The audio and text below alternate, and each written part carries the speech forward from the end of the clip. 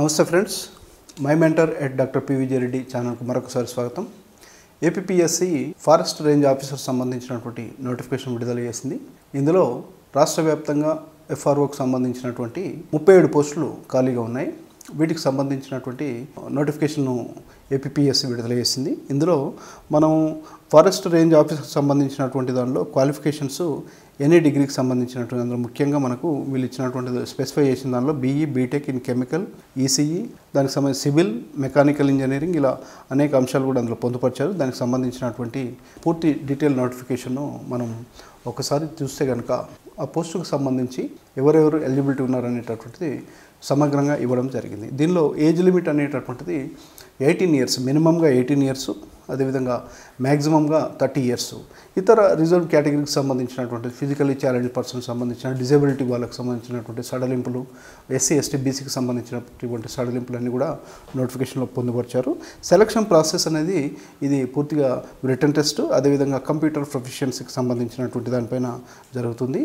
ఇది మనకు application fee అనేటటువంటిది అంటే ఈ పోస్టుకు దరఖాస్తు చేసుకోవడానికి ఎస్సీ ఎస్టీ బీసీ ఏఎక్స్ సంబంధించినటువంటిది పీడబ్ల్యూబీడీకి సంబంధించినటువంటి వాళ్ళకు 250 రూపాయల చొప్పున, అదేవిధంగా for other candidates OC and ఈడబ్ల్యూసీకి సంబంధించిన వాళ్ళందరికీ కూడా మనకు 370 రూపీస్గా నిర్ధారించారు. ఇది ఈ ఎఫ్ఆర్ఓ పోస్ట్కి సంబంధించి మొదటగా అంటే జాబ్ పొందినప్పుడు వచ్చేటటువంటి స్కేల్ ఏ విధంగా ఉందంటే 48,440 రూపీస్ నుంచి 1,37,220 రూపీస్ ఫర్ మంత్ అనే స్కేల్లో ఈ పోస్ట్ను నోటిఫై చేశారు. అంటే బేసిక్ అదనంగా మనకి హెచ్ఆర్ఏ, డిఏ, అదర్ అలవెన్సెస్ ఏవైతే నోటిఫై చేసి ఉంటుందో రాష్ట్ర ప్రభుత్వం ఎప్పటికప్పుడు వాటికి సంబంధించినటువంటి అన్నీ కూడా వీళ్ళకు అందుబాటులో ఉంటుంది. ఏదైతే నోటిఫై చేశారో 37 పోస్టులు, వీటికి సంబంధించి మనము ఎందుకు సాధించకూడదు, సాధించాలనేటటువంటి పట్టుదల ఉండాలనుకున్నప్పుడు మొదటగా మనం చేయాల్సినటువంటిది దరఖాస్తుకు సంబంధించినటువంటిది మనకు 6వ తేదీన ప్రారంభమైంది. ఇది మార్చి 6న ప్రారంభమైంది. అదేవిధంగా మనకు ఏప్రిల్ 15వ తేదీన చివరి తేదీగా ఉంది. అంటే ఇంకా మనం సమయాన్ని వేస్ట్ చేయకుండా దరఖాస్తు చేసుకోవాల్సినటువంటి అవసరం ఉంది.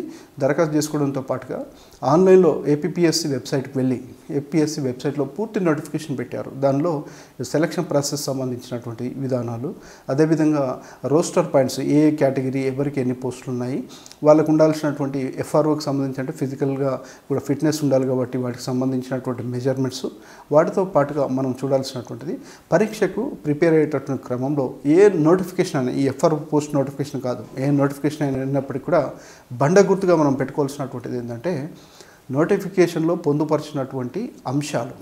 అంటే పరీక్ష నిర్వహించేటటువంటి క్రమంలో ఏ ఏ సబ్జెక్టు నుంచి ఏ పాఠ్యాంశాల నుంచి ఏమేమి అడిగే అవకాశం ఉంటుంది అనేటటువంటిది అందులో పొందుపరుస్తారు. మనము ఆదరాబాదరగా ఏదైనా నోటిఫికేషన్ చదివేసామన్నట్టు కాకుండా దాన్ని ఒకసారి సమగ్రంగా అధ్యయనం చేయాల్సినటువంటి అవసరం ఉంటుంది. దానికి సంబంధించి పాఠ్యాంశాలు ఎక్కడెక్కడైతే పొందుపరిచారో వాటికి సంబంధించినటువంటి పూర్తి సమాచారాన్ని మనం సేకరించుకోవాలి.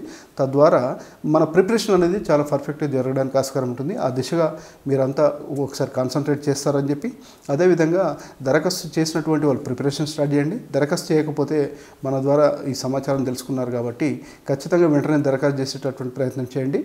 ఈ పోస్టులకు సంబంధించి ఇంకేమైనా మీకు సందేహాలు ఉంటే కామెంట్ బాక్స్లో కామెంట్ చేయండి. ఈ వీడియోకి సంబంధించి మీకు ఇంకా ఫర్దర్గా ఇన్ఫర్మేషన్ కావాలనుకుంటే కూడా మీరు కామెంట్ బాక్స్లో చెప్తే నెక్స్ట్ ఎపిసోడ్లో వాటికి సంబంధించి చాలా ఎక్స్టెన్సివ్ ఇవ్వడానికి ప్రయత్నం చేస్తాం. Thank you very much.